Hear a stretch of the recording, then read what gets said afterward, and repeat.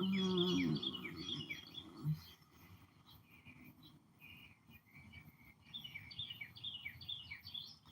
here we go. See if I can make myself smaller.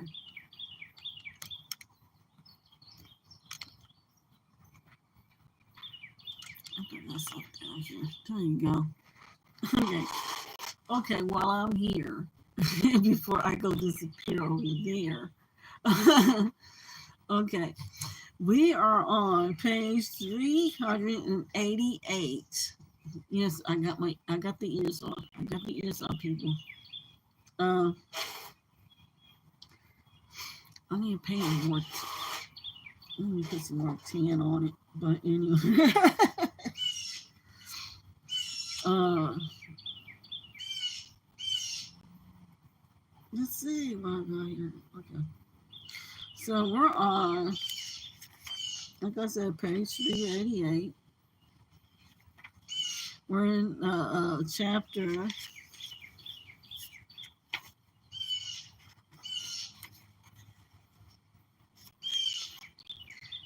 9 of the Great River, book 2, the Two Towers, within the Lord of the Rings trilogy, written by JRR Tolkien. There you go. So I have to go and be mindful and make sure I give credit where credit's due. Okay, so that being said, okay, we don't. God, wow, we went through a lot together so far, and this is gonna be exciting. This is gonna be exciting. Believe me, it's gonna be exciting because it's only like a few pages on this one chapter, and then it's going to lead up to chapter 10, the breaking of the fellowship.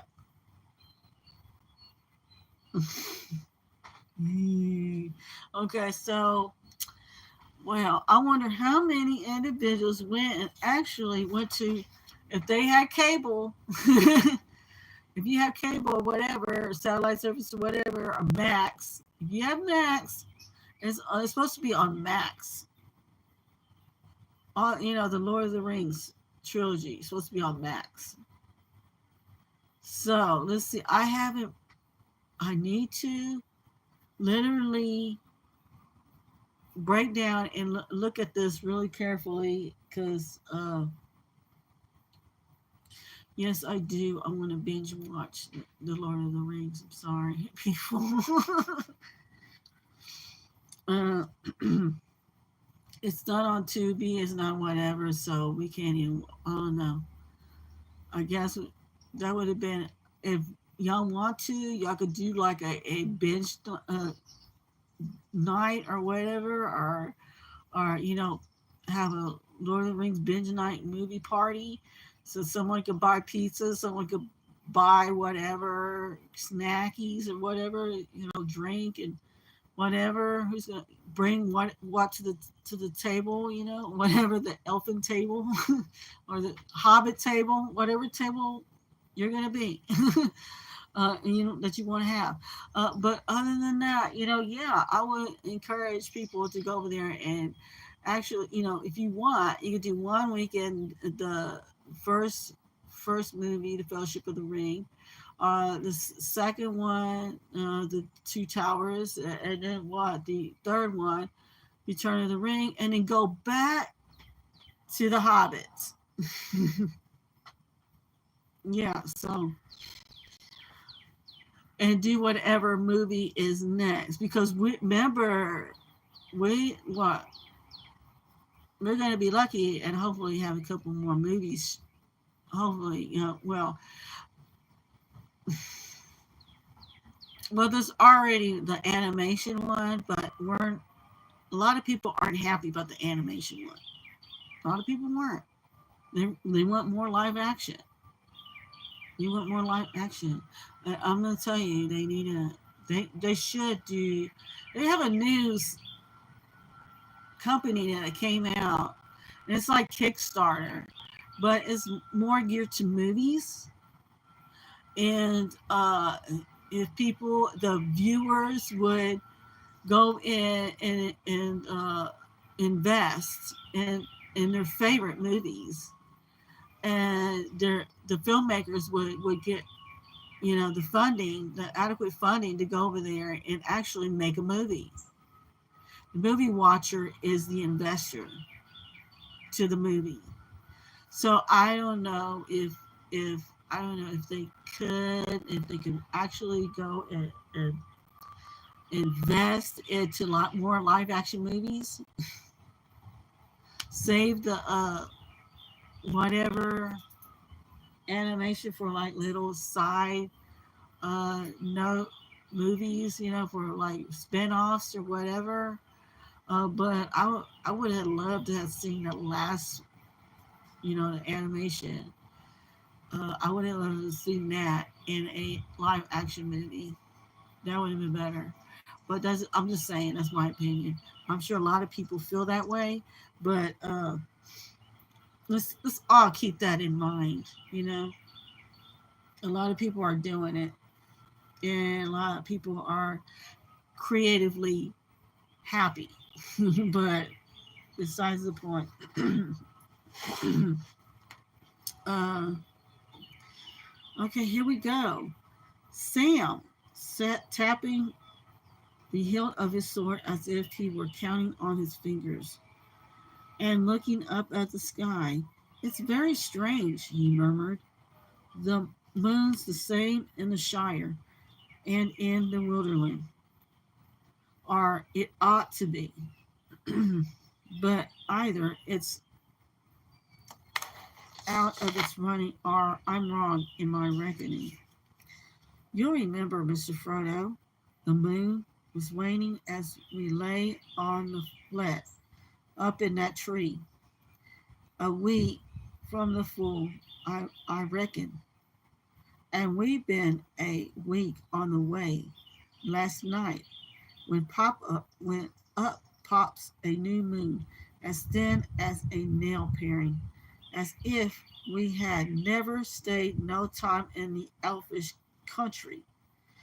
Well, I can remember 3 nights there for certain, and I seem to remember several more, but I would take my oath it was never a whole month. Anyone would think that time did not count in there, and perhaps that was the way of it, said Frodo. In that land, maybe, we were in a time that was elsewhere long gone by.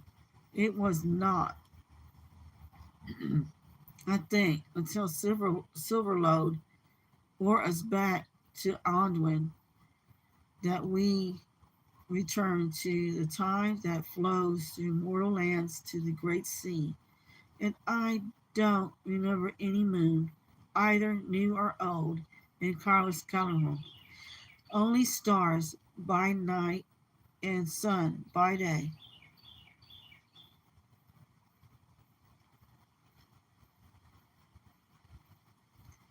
Legolas stirred in his boat. Nay, time does not tarry ever, he said, but change and growth is not in all things, in places alike. For the elves, the world moves, and it moves both very swift and very slow. Swift, because they themselves change little, and all else fleets by. It is a grief to them. Slow, because they need not count the running years, not for themselves. The passing seasons are but ripples ever repeated in a long, long street.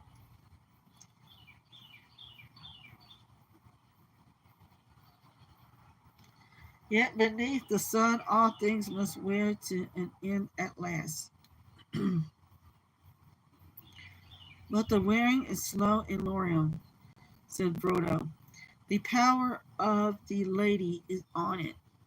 Rich are the hours, though short they seem, in Carlos Callahan, where Galadriel wields the elfin ring.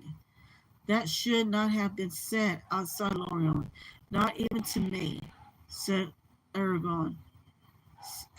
Speak no more of it, but so it is. Sam, in that land you lost your count. There time flowed swiftly by us as for the elves. The old moon passed and the new moon waxed and waned in the world outside while we tarried there.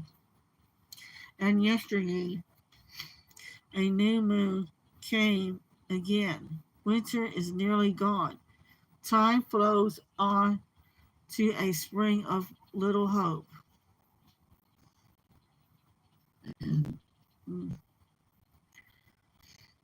The night passed silently.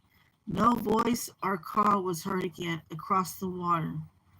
The travelers huddled in their boats, felt the changing of the weather.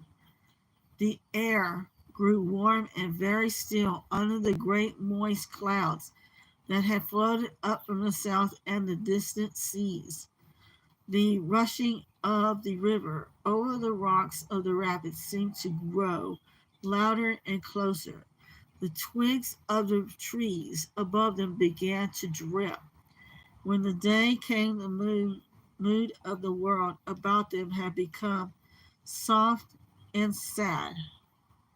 Slowly the dawn grew to a pale light, diffused of shadowless, shadows, and there was mist on the river, and white fog swathed the shore. The far bank could not be seen. I can't abide fog, said Sam, but this seems to be a lucky one. Now, perhaps we can get away without those cursed goblins seeing us. Perhaps so, said Aragorn, but it will be hard to find the path unless the fog lifts a little later on, and we must find the path if we are to pass Sarngabir and come to Emmenwil.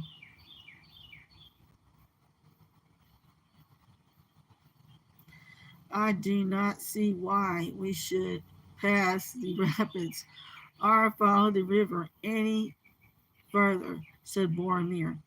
If the Emmenwil lie before us, then we can abandon these cockle boats and strike westward and southward until we come to the Etwash and cross into my own land.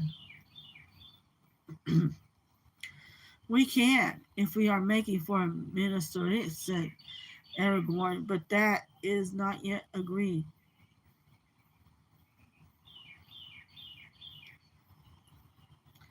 And such a course may be more perilous than it sounds.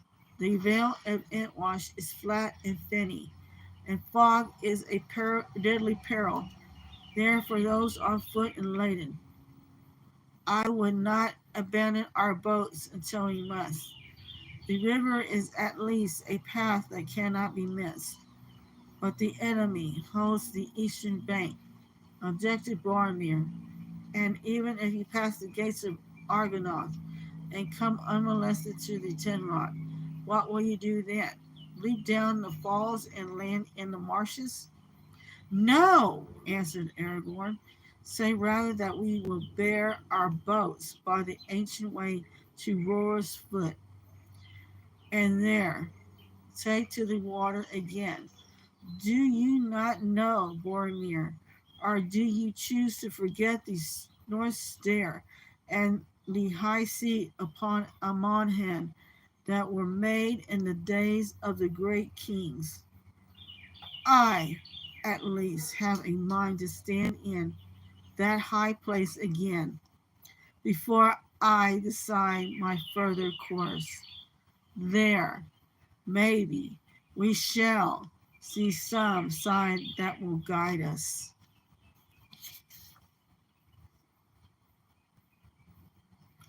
Boromir held out long against his choice, but when it became plain that Frodo would allow Aragorn Wherever he went, he gave in. It is not the way of the men of monastery to desert their friends at need, he said, and you will need my strength if if ever you are to reach the 10 rocks. To the tall isle I will go, but no further. There I shall turn to my home, alone if my help has not earned the reward of any companionship.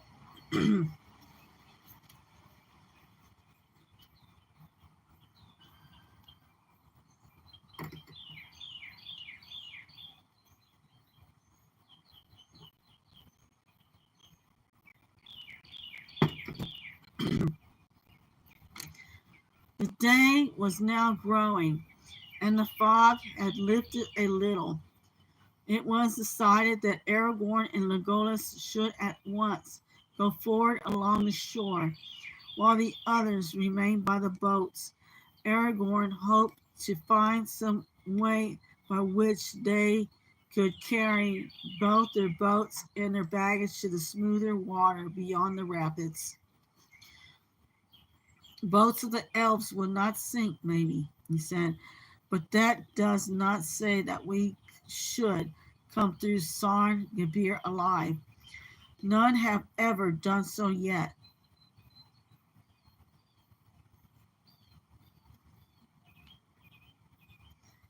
No road was made by the men of Gondor in this region, or even in their great days, the realm did not reach up Ondwin beyond the Emyn Wall. But there is a portage way somewhere on the western shore, if I can find it. It cannot yet have perished, for light boats used to journey out of Wilderland down to Osgiliath, and still did so until a few years ago, when the orcs of Mordor began to multiply. Seldom in my life has any boat come out of the north, and the orcs prowl on the east shore, said Boromir. If you go forward, a peril will grow with every mile, even if you find a path.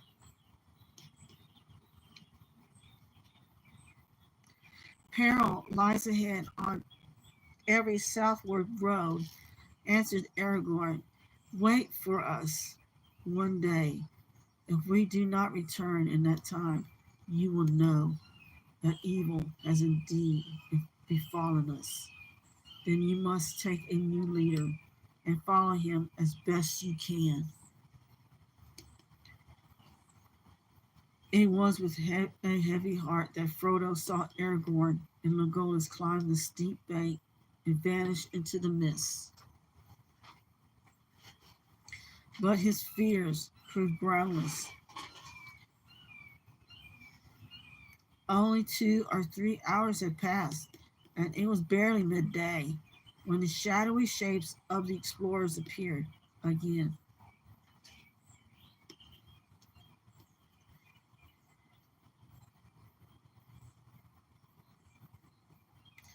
All is well, said Aragorn.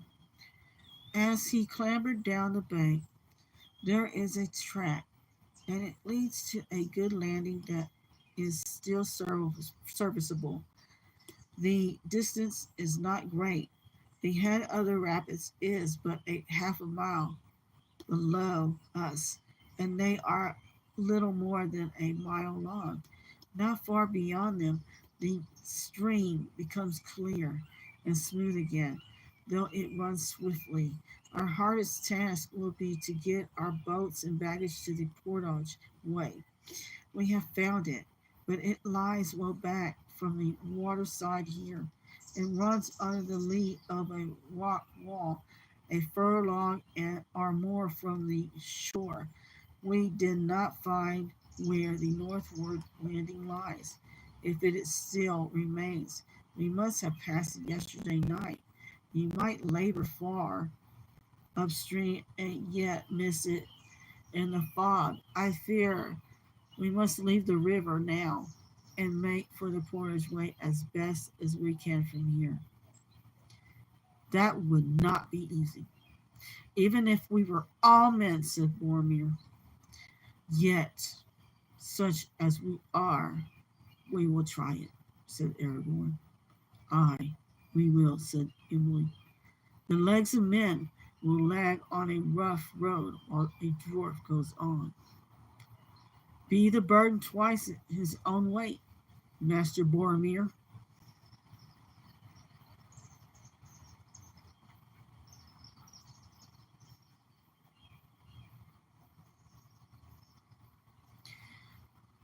The task proved hard indeed, yet in the end it was done. The goods were taken out of the boats and brought to the top of the bank, where there was a level space, and then the boats were drawn out of the water and carried up. They were far less heavy than any had expected. Of what tree growing in the elfish country they were made, not even Legolas knew. But the wood was tough and yet strangely light. Merry and Pippin alone could carry their boat with ease along the flat. Nonetheless, it needed the strength of the two men to lift and haul them over the ground that the company now had to cross.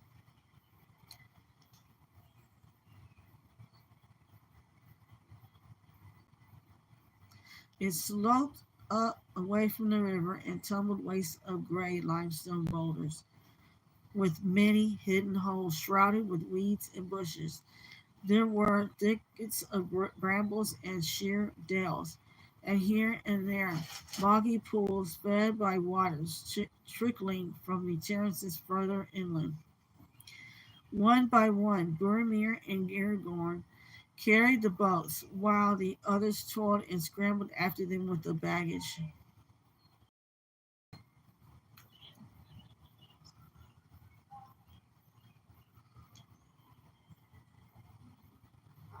At last, all was removed and laid on the Porter's Way. Then a little further hindrance, safe from sprawling briars and many falling stones. They moved forward together. Fog still hung in veils upon the crumbling rock wall. And to their left, mist shrouded the river. They could hear it rushing and foaming over the sharp shelves and stony teeth of Sarngibir, but they could not see it. Twice they made the journey before all was brought safe to the southern landing. There, the portage way, turning back to the waterside, ran gently down to the shallow edge of a little pool. It seemed to have been scooped in the riverside, not by hand, but by water swirling down from Sarngibir against a low pier of rock that jutted out some way into the stream.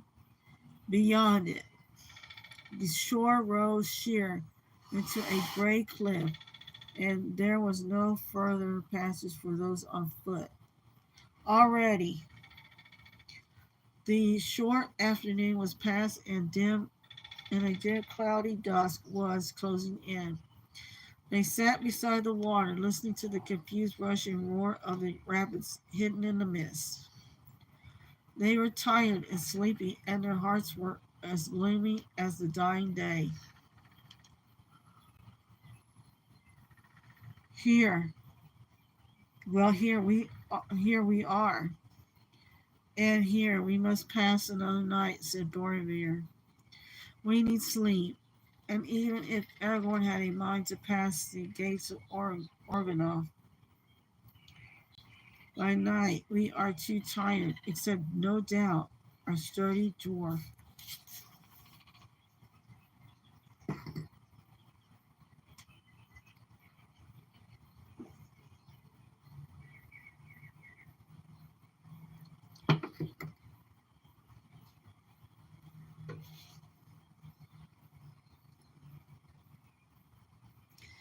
Gimli made no reply. No, he was not nodding as he sat.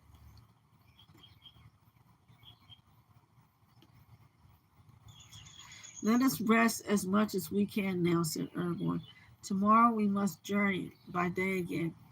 Unless the weather changes once more and cheats us, we shall have a good chance of slipping through, unseen by any eyes on the eastern shore.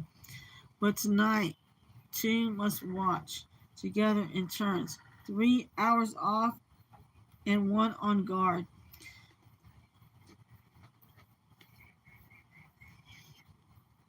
Nothing happened that night, worse than a brief drizzle of rain an hour before dawn. As soon as it was fully light, they started. Already the fog was thinning. They kept as close as they could to the western side, and they could see the dim shapes of the low cliffs rising ever higher, shadowy walls with their feet in the hurrying river. In the mid-morning, the clouds drew down lower, and it began to rain heavily. They drew the skin covers over their boats to prevent them from being flooded and drifted on. Little could be seen before them or about them through the gray falling curtains. The rain, however, did not last long. Slowly, the sky above grew lighter, and then suddenly the clouds broke, and their draggled fringes trailed away northward up the river. The fogs and mists were gone. Before the travelers lay a wide ravine with great rocky sides to which clung, upon shelves and in narrow crevices, a few thorn trees. The channel grew narrower and the river swifter.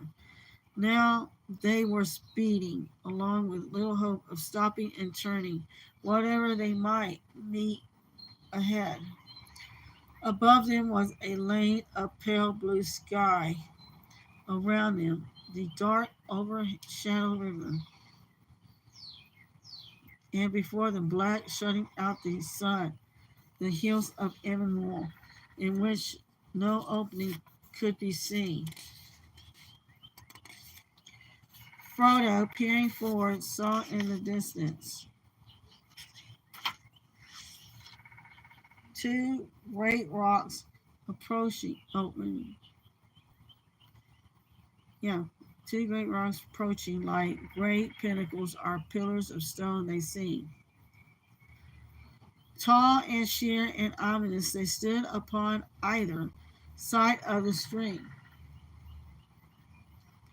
A narrow gap appeared between them, and the river swept the boats towards it. Behold the Argonath, the pillars of the kings, cried Aragorn. We shall pass them soon. Keep the boats in line in as far apart as you can. Hold the middle of the stream. As Frodo was borne towards them with the great pillars rose like towers to meet them. Giants, they seemed to him. Vast gray figures, silent but threatening. Then they saw that they were indeed shaped and fashioned.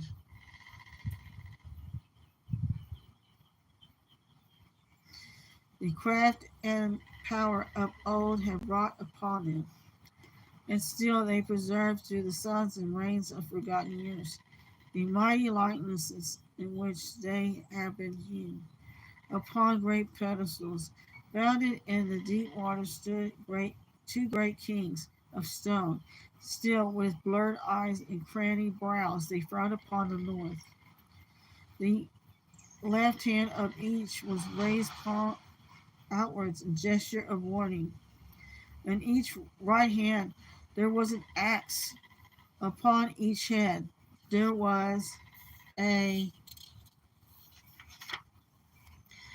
crumbling helmet and crown. Great power and majesty they still wore. The silent wardens of a long vanished kingdom. Awe and fear fell upon Frodo, and he cowered down, shutting his eyes and not daring to look up as the boat drew near. Even Boromir bowed his head as the boats whirled by, frail and fleeting as little leaves under the enduring shadow of the sentinels of Numenor. So they passed into the dark chasm of the gates.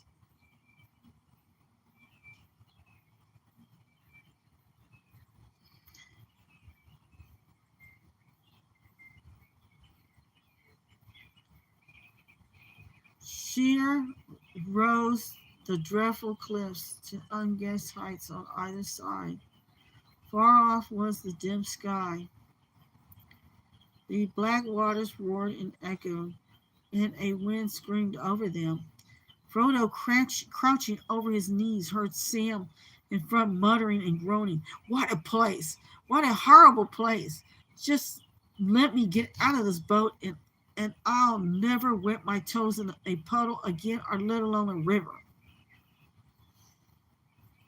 Fear not, said a strange voice behind him.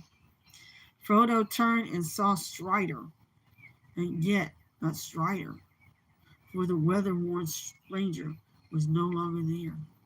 In the stern sat Aragorn, son of Arathorn, proud and erect, guiding the boat with skillful strokes. His hood was cast back, and his dark hair was blowing in the wind. A light was in his eyes, a king returning from exile to his own land. Fear not, he said.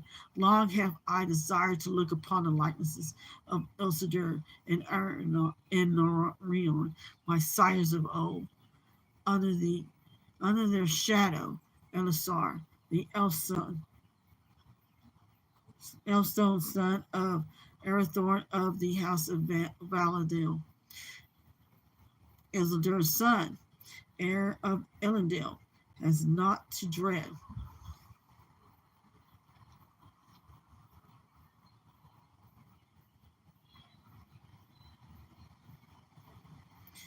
Then the light of his eyes faded and spoke to himself, would that Gandalf were here. How my heart yearns for Minas Anor and the walls of my own city. But whither now shall I go? The chasm was long and dark and filled with the noise of wind and rushing water and echoing stone. It bent somewhat towards the west, so that at first all was dark ahead. But soon Frodo saw a tall gap of light before him, ever growing. Swiftly it drew near, and suddenly the boat shot through, out into a wide, clear light. The sun, already long fallen from the noon, was shining in a windy sky. The pent waters spread out into a long oval lake, held in Hithoil, fenced by steep bright hills whose sides were clad in trees, but their heads were bare, cold gleaming in the sunlight. At the far southern end rose 3 peaks.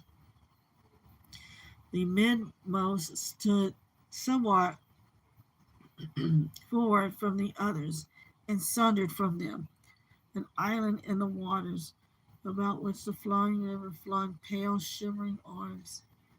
Distant but deep, there came up on the wind a roaring sound like the roll of thunder, heard far away. Behold, Tolbrandir, said Aragorn, pointing south to the tall peak. Upon the left stands Amon Law, and upon the light is Amon Hen, the hills of hearing and of sight. In the days of the great kings there, what may happen? in these evil days, now that Minas Tirith no longer holds secure the passages of Alduin, we must go warily tomorrow.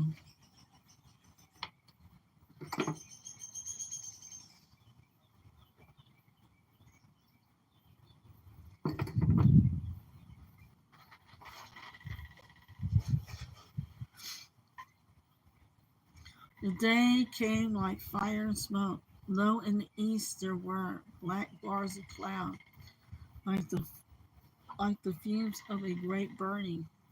The rising sun lit them from beneath with flames of murky red, but soon it climbed above them in a clear sky. The summit of Tol Brandir was tipped with gold. Frodo looked out eastward and gazed at the tall island. Its sides sprang sheer out of the running water. High up above the tall cliffs were steep slopes upon which trees climbed, mounting one head above another, and above them again were gray faces of inaccessible rock, crowned by a great spire of stone. Many birds were circling about it, but no sign of other living things could be seen. When they had eaten, Aragorn called the company together. The day has come at last, he said, the day of choice, which we have long delayed. What shall now become of our company that has traveled so far in fellowship? Shall we turn west with Boromir and go to the wars of Gondor, or turn east to the fear and shadow, or shall we break our fellowship and go this way, and that as each may choose? Whatever we do must be done soon. We cannot long halt here. The enemy is on the eastern shore, as we know, but I fear the orcs may already be on the side of the water. There was a long silence in which no one spoke or moved. Well, Frodo, said Aragorn at last, I fear that the burden is laid upon you. You are the bearer appointed by the council. Your own way you alone can choose. In this matter, I cannot advise you. I am not Gandalf, and though I have tried to bear his part, I do not know what design or hope he had for this hour. If indeed, if any. Most likely it seems that if he were here, now the choice would still wait on you, such as your fate.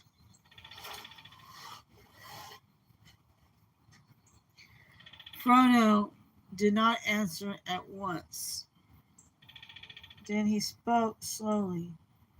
I know that haste is needed, yet I cannot choose. The burden is heavy. Give me an hour longer, and I will speak. Let me be alone. Aragorn looked at him with kindly pity. Very well, Frodo, son of Drogo, he said, you shall have an hour, and you shall be alone. We will stay here for a while, but do not stray far or out of call.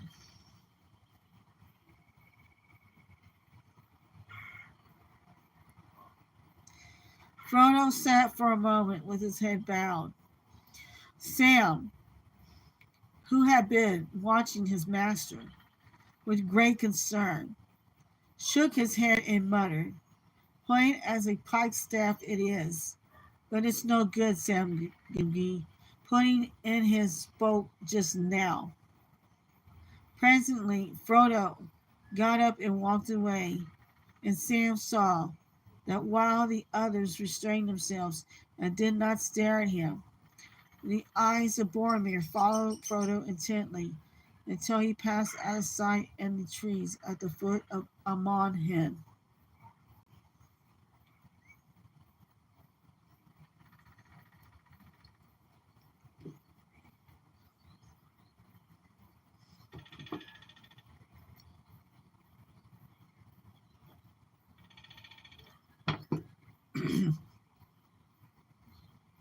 Wandering aimlessly at first in the wood, Frodo found that his feet were leading him up towards the slopes of the hill. He came to a path, the dwindling ruins of a road of long ago. In steep places, stairs of stone had been hewn, but now they were cracked and worn and split by the roots of trees.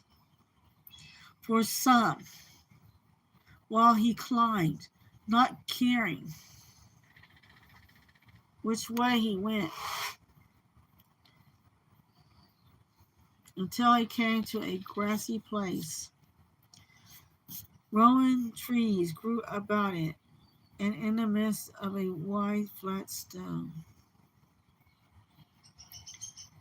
The little upland lawn was open upon the east and filled now with the early sunlight. Frodo halted and looked out over the river. Far below him, to tall Brandir, and the birds wheeling in the great gulf of air between him and the untrodden isle. The voice of Rawrose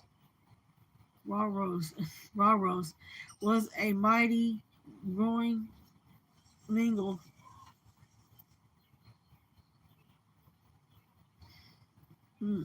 with a deep throbbing boom. He sat down upon the stone and cupped his chin in his hands, staring eastwards but seeing little with his eyes. All that had happened since Bilbo left the Shire was passing through his mind, and he recalled and pondered everything that he could remember of Gandalf's words. Time went on, and still he was no nearer to a choice.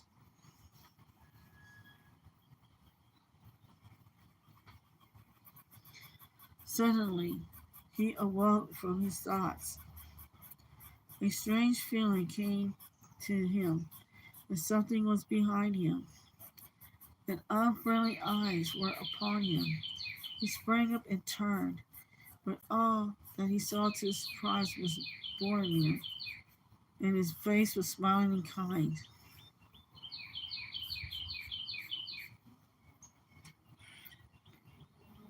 "I was afraid for you, Frodo," he said, coming forward. "If Aragorn is right, and orcs are near, then none of us should wander alone, and you, least of all.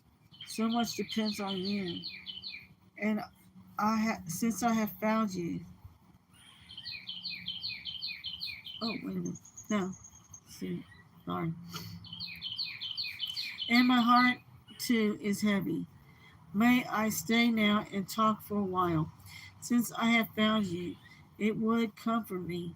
Where there are so many, all speech becomes a debate without end.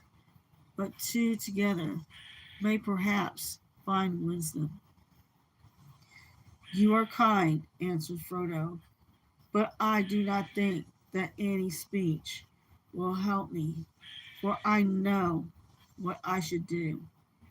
But I am afraid of doing it, Boromir, afraid." Boromir stood silent. Roros roared endlessly on. The wind murmured in the branches of the trees. Frodo shivered.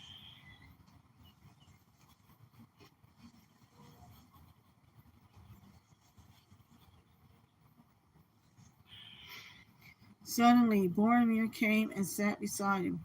Are you sure that you do not suffer needlessly? He said. I wish to help you. You need counsel in your hard choice. Will you not take mine? I think I know already what counsel you would give, Boromir, said Frodo, and it would seem like wisdom, but the warning of my heart. Warning? Warning against what? Said Boromir sharply. Against delay. Against the way that seems easier. Against refusal of the burden that is laid on me. Against, well, if it must be said, against the trust in the strength and truth of men. Yet that strength has long protected you far away in your little country, though you knew it not. I do not doubt the valor of your people, but the world is changing. The walls of Minas Tirith may be strong, but they are not strong enough. If they fail, what then? We shall fall in battle valiantly, yet there is still hope that they will not fail. No. While the ring lasts, said Frodo. Ah, the ring, said Boromir, his eyes lighting. The ring. Well, it is not a strange fate that we should suffer so much fear and doubt for small a thing, so small a thing, and I have seen it only for an instant in the house of Elrond. I could not have a sight of it again. Frodo looked up. His heart went suddenly cold and caught the strange gleam in Boromir's eyes. Yet his face was still kind and friendly. It is best that it should lie hidden, he answered. As you wish. I care not, said Boromir. Yet may I not even speak of it, for you seem ever to think only of his power in the hands of the enemy, of his evil uses, not of his good. The world is changing, you say. Minas Tirith will fall if the ring lasts. But why? Certainly, if the ring were with the enemy. But why, if it were with us? Were you not at the council? Answered Frodo. Because we cannot use it. And what is done with it turns to evil.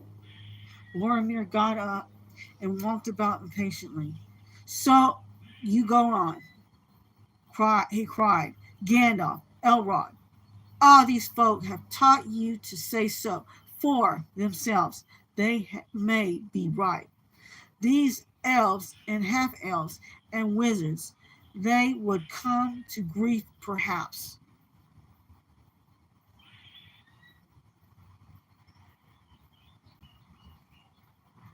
Yet often I doubt if they are wise and not merely timid, but each to his own kind, true-hearted men.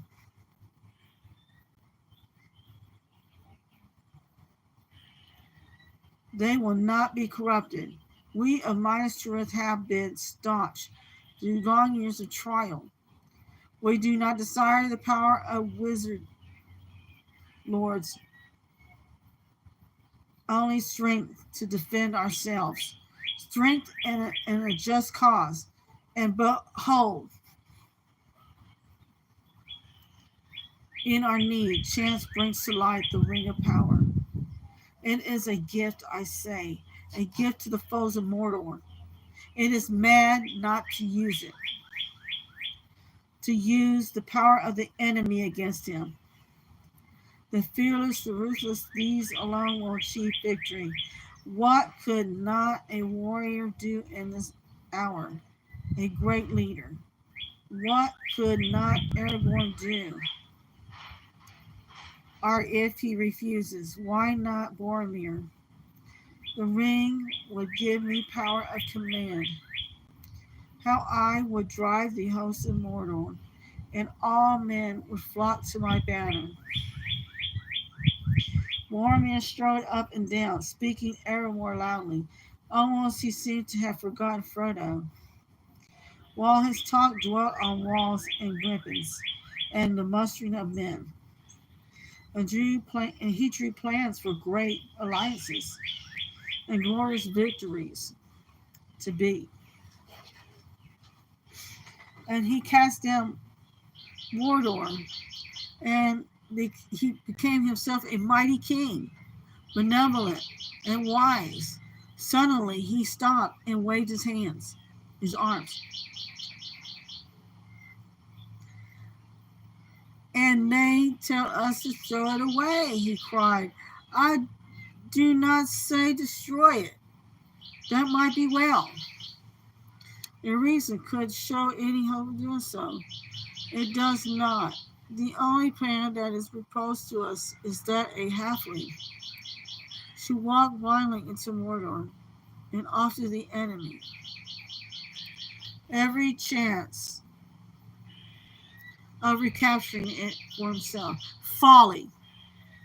Surely you see it, my friend, he said, turning now suddenly to Frodo again. You say that you are afraid.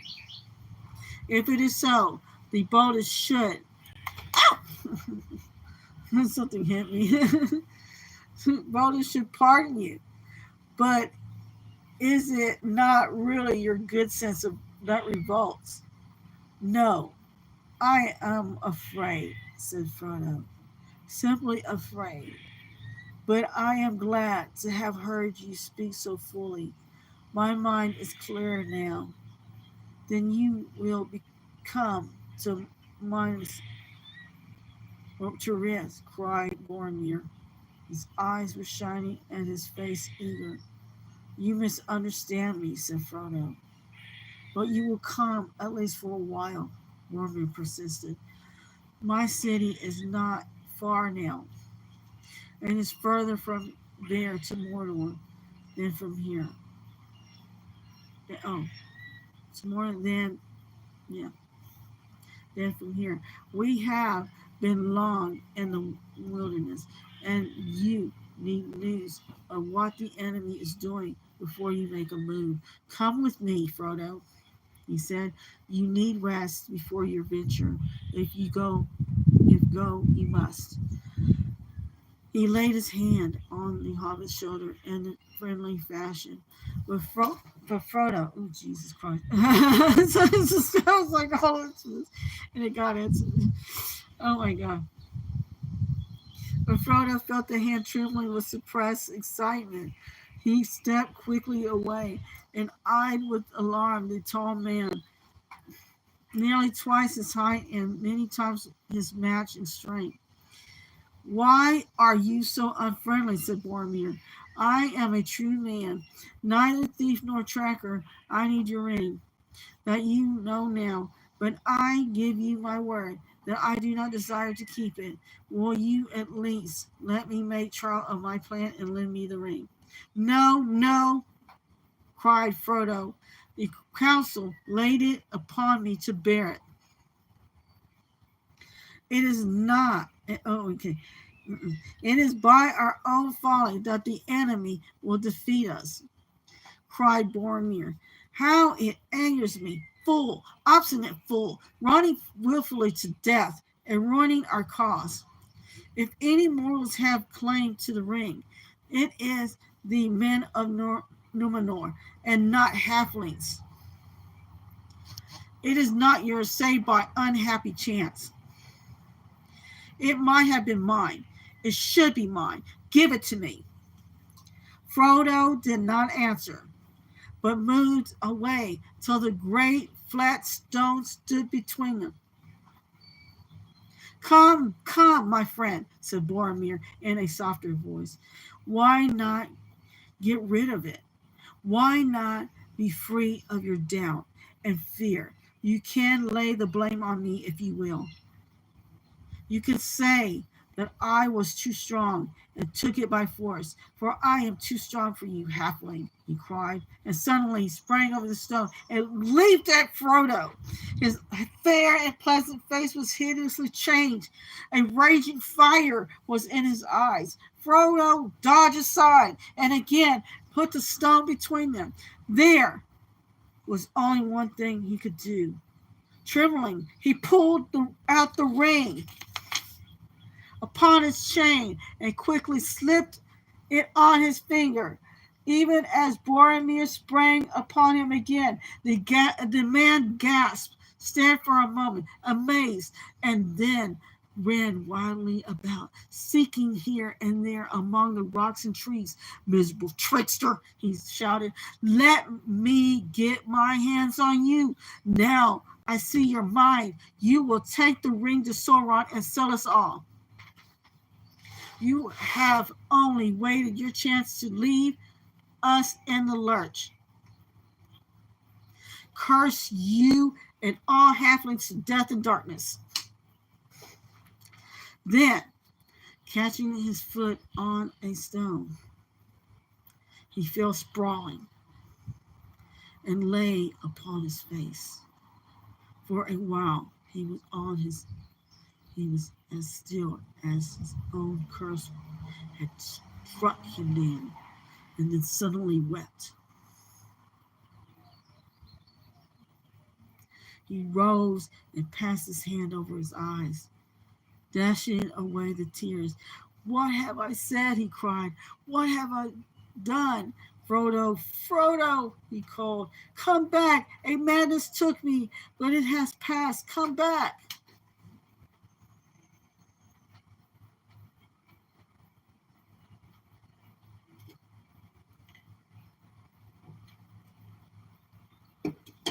But there was no answer. Frodo did not even hear his cries. He was already far away, leaping blindly up the path to the hilltop. Terror and grief shook him. Seeing in his thought the mad, fierce face of Boromir and his burning eyes. Soon he came out alone on the summit of Amonhen and halted, gasping for breath. And he saw as through a mist a wide, flat circle, paved with mighty flags and surrounded with a crumbling battlement, and in the middle, set upon 4 carven pillars, was a high seat reached by a stair of many steps. Up he went and sat down upon the ancient chair, feeling like a lost child that had clambered upon the stone of mountain kings. At first, he could see little. He seemed to be in a world of mist in which there were always shadows. The ring was upon him. Then here and there, the mist gave way. He saw many visions, small and clear, as if they were under his eyes upon a table.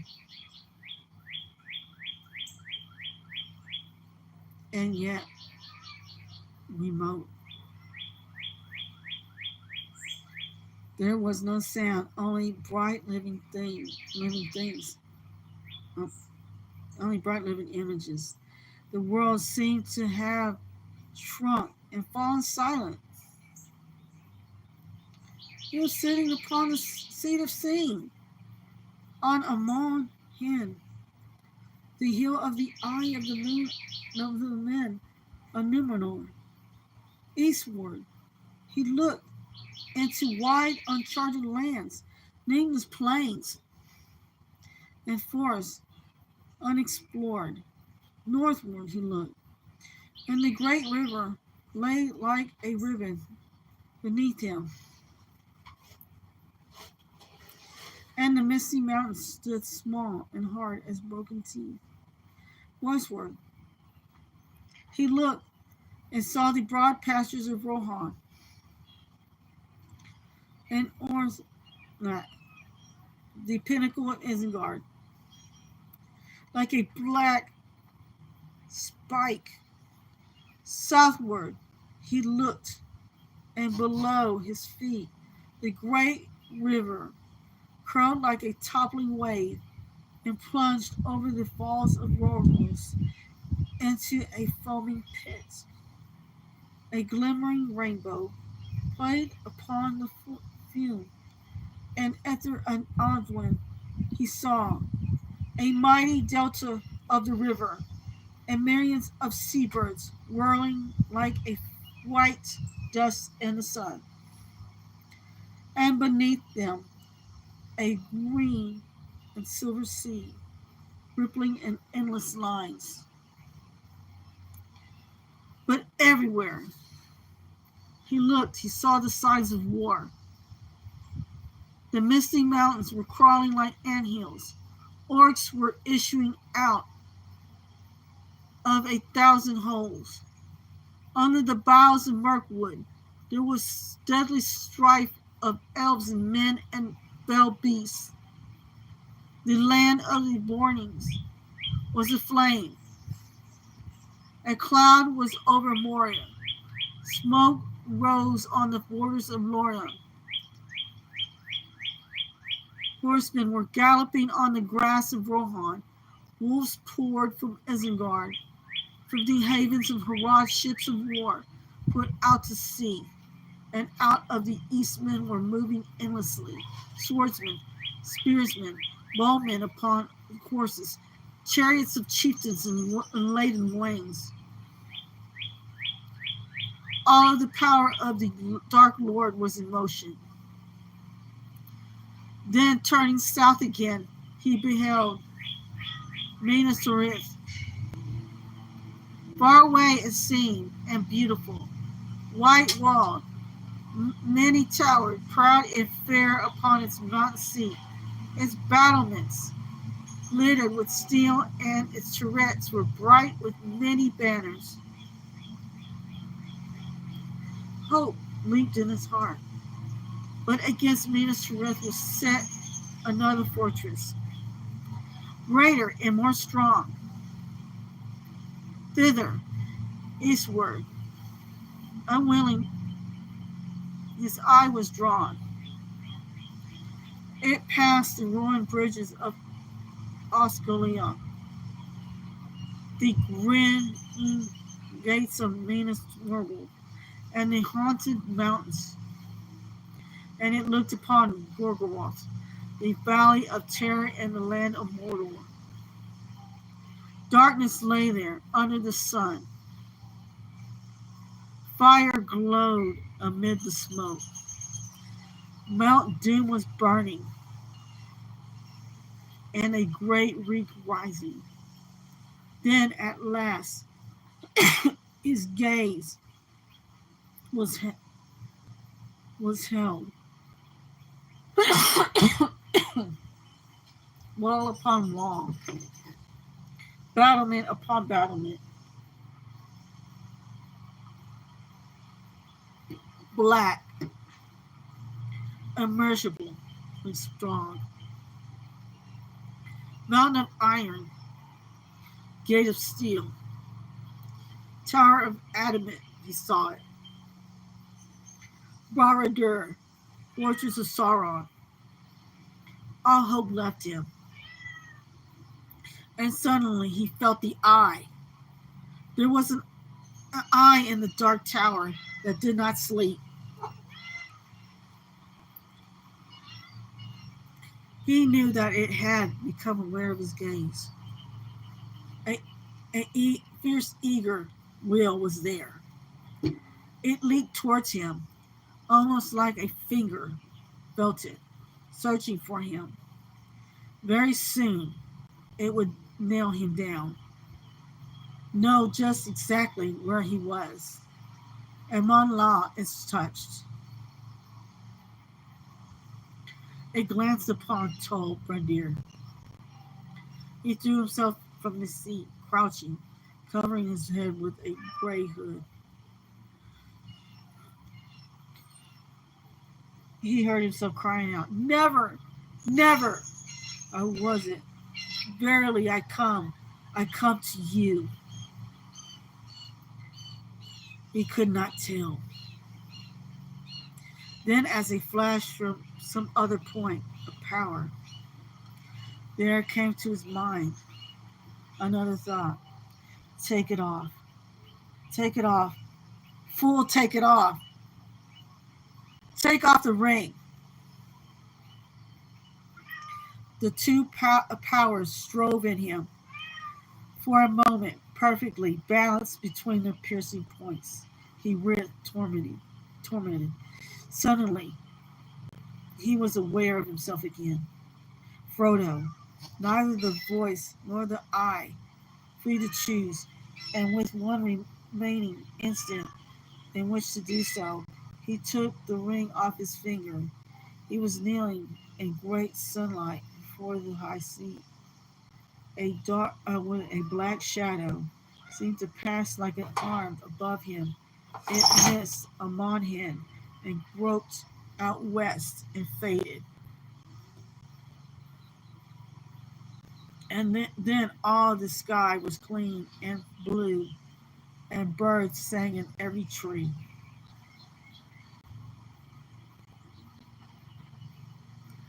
Frodo rose to his feet.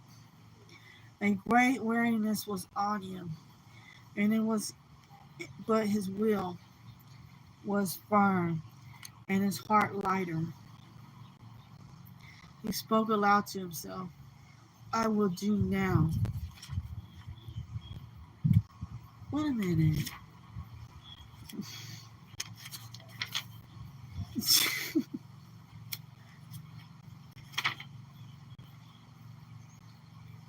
Oh,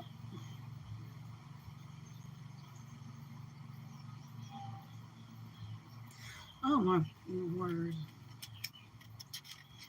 I broke into the breaking of the Fellowship of the Ring. I went on. Sorry, people. I went on into it.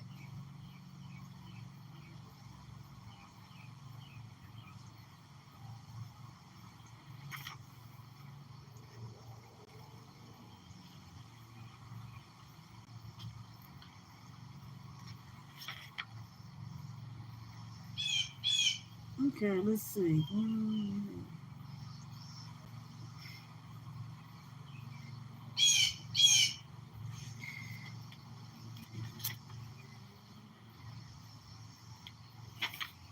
Well.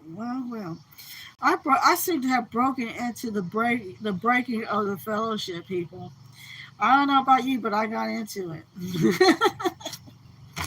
Chapter 10. I broke into chapter 10. But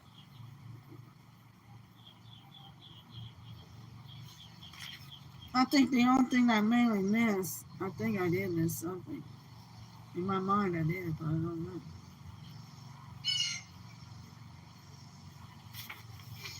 I feel like I did, but I don't know. I guess I did.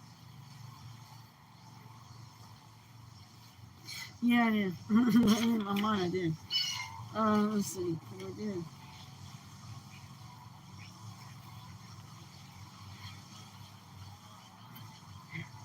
It was page 394. In my mind, it's 394. And it says, well, I'll read it to you anyway.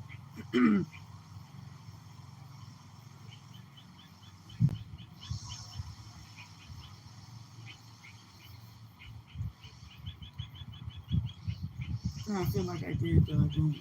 I don't know. I feel like I did, but I didn't. Yeah, it's 394. I was wondering, what's going on? No, but anyway, 394 is just, let me go ahead and read the bottom one of 393 and then go to 394. It says the sun, already long falling from the moon, was shining in a windy sky.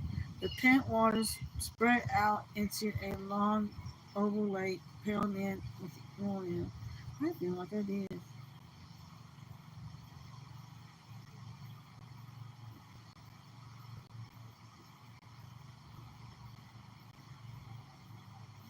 Okay, so the pent water spread out into a long oval lake, pale men Hithiel, fenced by steep gray hills, whose sides were clad with trees, but their heads were bare, cold gleaming in the sunlight.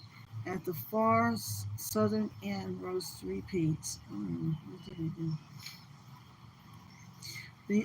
The midmost stood somewhat forward from the others, and sounded from them an island in the waters, about which the flung pale, shimmering arms. Distant but deep, there came up on the wind a roaring sound like the roll of thunder far away. Behold, Brendir, said Aragorn, pointing south to the tall peak. Upon the left stands Amalot, and the right is Amalot. Yeah, I read that. Where the high seas upon. Yeah, I read it.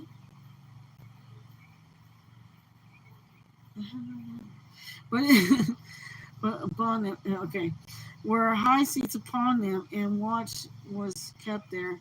But it is said that no foot of man or beast was ever set upon Tol Brendir, ere the shade of night falls. We shall come to them. I hear the endless voice of robbers calling. The company rested now for a while, drifting south on the current that flowed through the middle of the lake. They ate some food, and they took their to their paddles and hastened on their way. The sides of the westward hills fell into shadow, and the sun grew round and red. Here and there, a misty star peered out, and the three peaks looming before them darkling in the twilight. Roars ooh, was roaring with a great voice. Already night was laid on the flowing waters when the travelers came at last under the shadow of the hills. The 10th day of their journey was over. Borderland was behind them, and they could no further without choice between the east way and the west. The last stage of the quest for them. Okay, yeah, because I'm. The page was just that long. Let's see.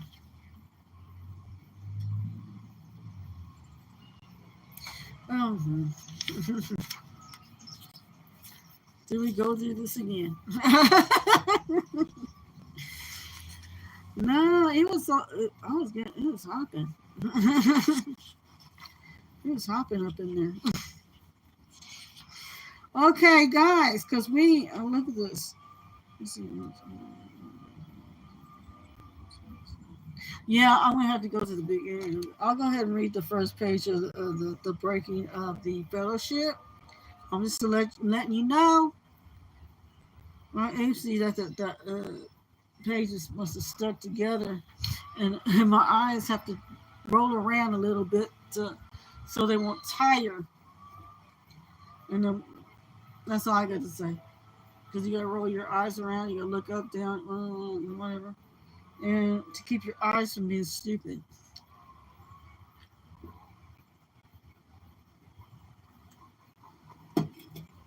Because your eyes will go blind and stupid, believe it or not.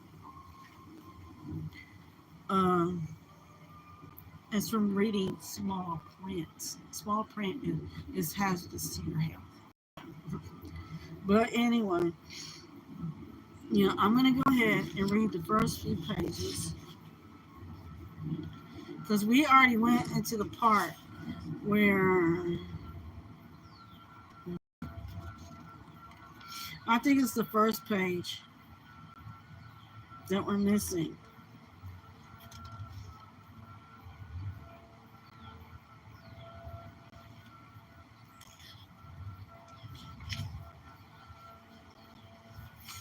Because going, just read it over again. Just read it over again. Because we were all getting into it. We were all getting into it, and we know we were all getting excited. Oh my god. No, I just added the last part, but I'm like hearing them going like they're literally going like, just read it again. Oh, God. Okay,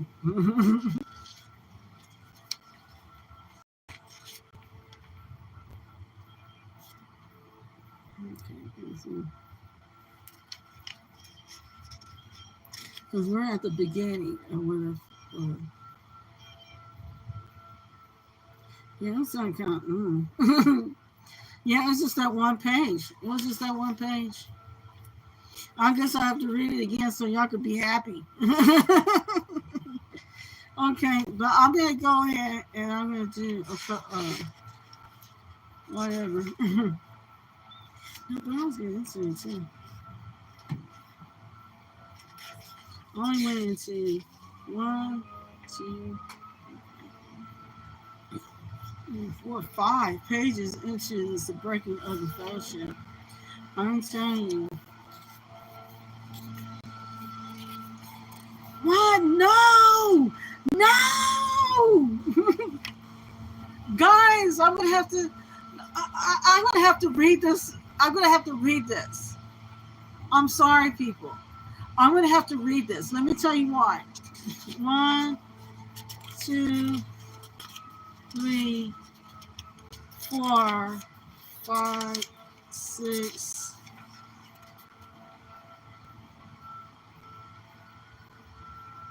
About 12 pages. About 12 pages to this chapter. 12 pages.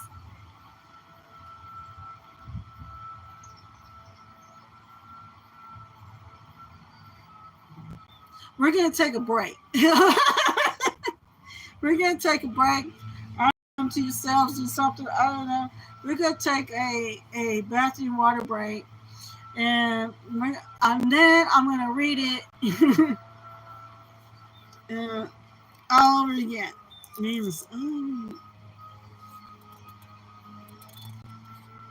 Why?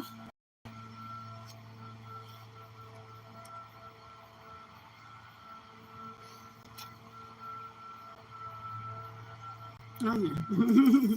I didn't make sure I was doing this right. Okay, let's go to let's take a bathroom snacky break, whatever. Hum to yourselves, do something, But I cannot put the music on right there. I don't have the other phone right now with me, so just go ahead and just do that, and we'll come back and we'll do the chapter 10, the breaking of the fellowship, without whatever with blurt blurt blurt, and we'll go ahead and we'll read it as it is, because I missed the page because it must have, I don't know, stick together or something. But anyway, but you had a glimpse of what was going to be read in the chapter. If my neighbors got excited, it's gonna be hopping. So everyone go. Let's go ahead and let's call it a break. Get some soda, water, whatever. I don't know whatever turns you on. Then snack, and then whatever. Okay.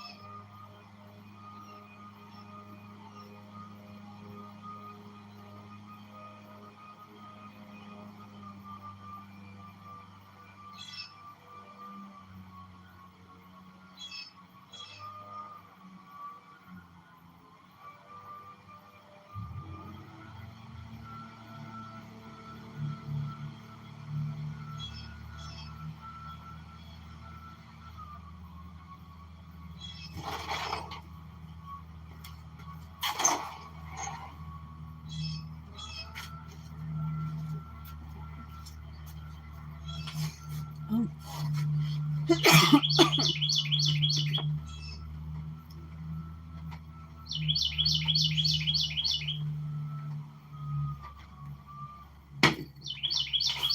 excuse me, I had taken a shot yesterday, but other than that, I'm good. It was just a page that, whatever. Well, anyway. Okay.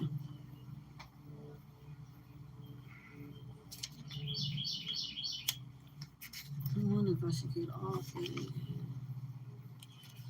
go. I'm going to continue on. It's going to be a 2-hour deal. Um, I'm going to go ahead. Well, I don't want to. I want to because I need to.